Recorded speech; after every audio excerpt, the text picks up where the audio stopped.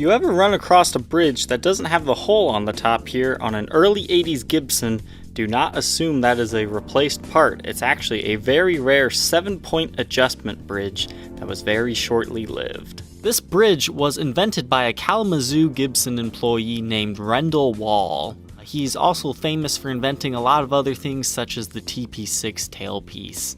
He's one of the ones that when the Kalamazoo moved down to Nashville, he stayed and worked for the Heritage Guitar Company, so you can sometimes find a similar bridge on their guitars. The patent owner for this bridge is Norland Industries, which is Gibson from back in the day. So this is a genuine Gibson part that they made themselves.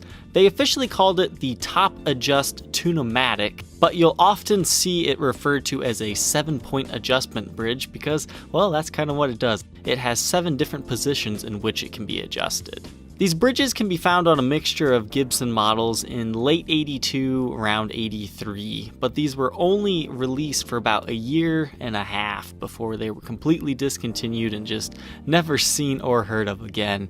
Some other models that got these are like the Explorer 2, the E2, some 345 and 355 models, and some Les Pauls.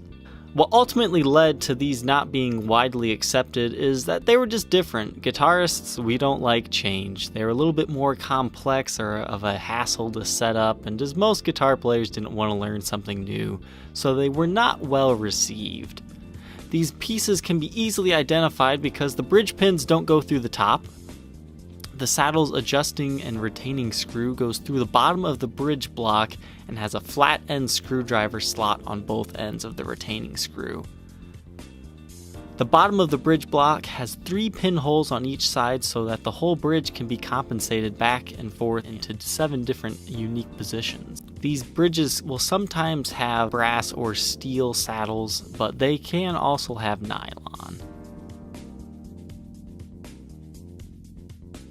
Here's what the back of one of these looks like. First shape pattern looks like this, with all of them in the lower position. The second looks like this, with all of them in the middle position, like when they're all in their upper position.